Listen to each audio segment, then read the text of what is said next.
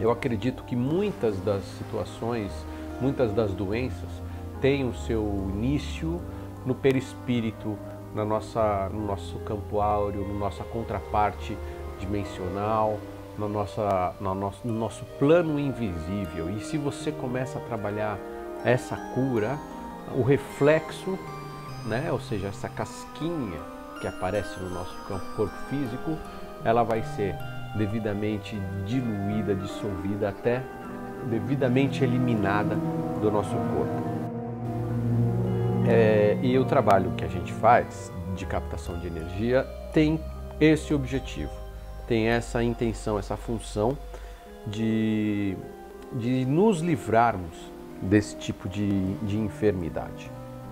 Então, desde já, eu peço que, se isso fizer sentido a você, que você dê aquele joinha, que você comente, que você compartilhe, caso isso faça sentido a você de alguma forma, e participe desse tipo de ação com o seu coração, sabe? Fazendo de coração. Porque isso já é um início dessa sua ação de doação, de colaboração com a expansão desse tipo de energia, esse tipo de ação, de situação que possa vir a te fazer bem para outras pessoas. A gente tem que sempre lembrar que a gente vive numa sociedade, a gente vive com outras pessoas ao nosso redor, quer você more sozinho, quer você more com alguém, que você sempre vai ter um vizinho, sempre vai ter uma pessoa ali do seu lado que pode se beneficiar do seu alto astral, do seu campo de energia positivo. A gente tem que não pensar só em nós no meio dessa situação. A gente tem que pensar que a gente pode, de alguma forma, beneficiar outras pessoas com essas ações. E isso é uma coisa sensacional para a nossa vida. Isso faz muita diferença para o nosso bem-estar. Esse tipo de ação reflete para nós. Eu estava ontem, tive a oportunidade de, lá no centro de Umbanda que eu frequento, conversar com os meus guias, com os meus mestres, com as minhas mestras, me conectar, estreitar essa relação com as minhas forças. E eu falei isso com algumas pessoas que eu acabei atendendo, acabei conversando, que a gente tem que mudar esse nosso padrão de pensamento, sabe? A gente tem que pensar proativamente, a gente tem que ter um pensamento próspero, a gente tem que ter isso em mentalidade, no nosso foco de vida, que a gente já está bem, que a gente já está curado, que a gente já tem uma saúde plena, porque grande parte da nossa motivação começa aqui, ó, em equilíbrio com o nosso coração. Se a gente está equilibrado de uma forma que isso reflita na nossa vida, a gente joga para o universo esses bons pensamentos, ele vai retornar para a gente, isso que a gente joga para o universo. No começo da semana eu faço aquela meditação de prosperidade, de abertura de caminhos, e eu falo muito nessa questão da gente mudar o nosso mental, o nosso pensamento, da gente ter um pensamento próspero, sabe? Da gente ter isso presente em nossa vida como sendo uma situação de prosperidade. A gente já pensar com essa riqueza, tipo, somos ricos, merecemos tudo de bom em nossa vida. Tudo que a gente passa na nossa jornada, tudo que passa pela nossa vida, são lições, são aprendizados, são cisel, é pedra, é ferramenta para lapidar a nossa pedra. Nós somos pedra bruta, que precisa ser lapidada, precisa constantemente ser polida. E no decorrer, no desenrolar da caminhada, da vida, ela acaba adquirindo alguns riscos, algumas avarias. Aí o que a gente faz? A gente dá aquela polida, dá aquela parada nas arestas. Esse é o nosso objetivo de vida. A gente vai sim constantemente esbarrar, trombar, lascar a nossa pedra. Nós somos imperfeitos. A cada dia a nossa busca tem que ser por uma melhora, tem que ser por esse aprimoramento. Para que isso reflita também a todos que estão ao nosso redor, ao nosso entorno, sabe? A gente tem que se atentar que essas projeções energéticas que a gente faz diariamente, assim, as específicas, tudo o que a gente faz, e aquelas mais genéricas, na geral, elas não devem ser entendidas como uma provedora do que a gente necessita, e sim como uma desobstrutora dos nossos caminhos, que afasta tudo aquilo que não é inerente à nossa caminhada, ao nosso karma, e ao mesmo tempo nos dão força para que a gente possa lidar com aquilo que realmente é inerente ao nosso karma, aquilo que nós temos que passar. Aquela história que a gente fala durante as orações, que a ninguém é dado uma cruz maior do que podemos carregar, isso é um fato. Tudo o que a gente passa, todas as situações em nossa vida, se a gente tem que passar por aquilo, é porque a gente tem o suporte de lidar com aquilo. Se a gente não conseguiu aquilo que a gente queria, aquele emprego, aquele projeto não foi aprovado, ou alguma situação que você estava tão focado num afinco, é porque não era para ser, porque algo diferente vai vir. É porque aquilo não estava no seu momento, ou aquilo não era exatamente o que você precisava, vai vir alguma outra situação. A gente tem que estar sempre com esse foco nessa meditação, de aberturas de caminho e de conexões com as coisas que realmente vão fazer sentido, com as coisas que realmente vão surtir os resultados inerentes à nossa caminhada, ao nosso aprendizado, ao nosso crescimento.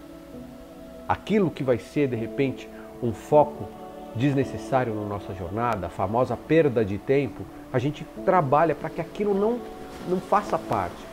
Porque às vezes a gente está insistindo numa coisa e aquilo não é o que vai realmente fazer a diferença na nossa caminhada. E a gente não sabe. Eu estou constantemente me deparando com esse conflito, porque é um conflito. Será que esse é o caminho? Será que eu estou no caminho correto?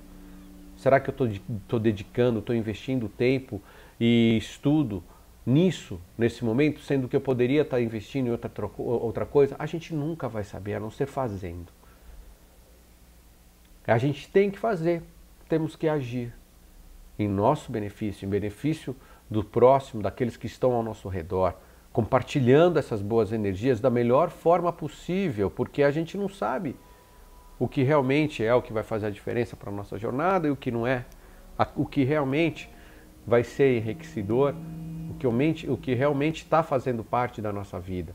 Então é um conflito, assim, pelo menos para mim, é uma loucura. Cara, está no momento de eu fazer isso, eu estou fazendo a coisa como deveria ser feita, eu estou focando as minhas atenções no que eu deveria, eu não vou saber. Essa resposta não vai vir. Eu tenho que fazer. E aí a gente reza, ora e joga para o universo para que a gente tenha o retorno, as respostas certas, corretas, para que aquilo faça sentido em nossa vida. Que aquilo nos dê o devido suporte para lidarmos com o que quer que seja da forma certa. É tão difícil a gente saber se está no caminho certo, se está no momento certo para fazer determinadas coisas. Isso é muito difícil. Temos a resposta para isso? Não temos. A gente nunca vai ter essa resposta. O que a gente tem que fazer é correr atrás, tentar fazer com que os nossos esforços valham a pena. Que essas meditações, que tudo que a gente está fazendo surta o devido resultado e que a gente tenha a percepção de entender, que a gente tenha a sensibilidade de perceber se a gente está nesse caminho certo. A maior fonte de realização material, espiritual, energética é a própria pessoa. Somos nós e nossas individualidades através do nosso conhecimento, através da nossa mente, equilibrada com o nosso emocional, através dos recursos pessoais que a gente tem, através do nosso trabalho. Agora ficar esperando, será que eu estou fazendo certo? Ficar com excesso de preciosismo, isso é o maior gerador de procrastinação. O maior fomentador desse vou deixar para amanhã é o nosso excesso de zelo, o nosso excesso de cuidado com determinadas coisas Cuidado não, a gente sempre tem que ter o devido cuidado, medir as nossas palavras, as nossas ações, mas o nosso preciosismo, nossa mania de perfeição. Sabe aquela coisa, melhor mal feito do que não feito? Tem que fazer. Faça. E aí na sua caminhada você vai melhorando. Eu falo isso até para mim, para eu me ouvir falando isso. E eu fazer isso acontecer na minha caminhada, na minha jornada. Porque é isso, a gente tem que ir à luta, ir atrás dos nossos objetivos. Para que a gente encontre esses propósitos, encontre esses sentidos em tudo que a gente faz. É muito difícil a gente ter a resposta. Então não espere a resposta. Faça. Faça por onde? Busque as alternativas.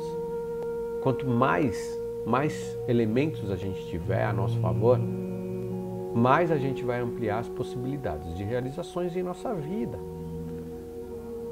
Refletindo isso para uma música, por exemplo. Você vai gravar um disco, vai gravar um CD, né? Hoje em dia, um single ou um álbum completo de 9 a 12 músicas. Vamos pensar em 12 músicas. Sabe o mínimo que você tem que ter de músicas para você gravar um álbum de 12 músicas? Você tem que ter no mínimo o dobro. Então você tem que ir trabalhar, você tem que compor.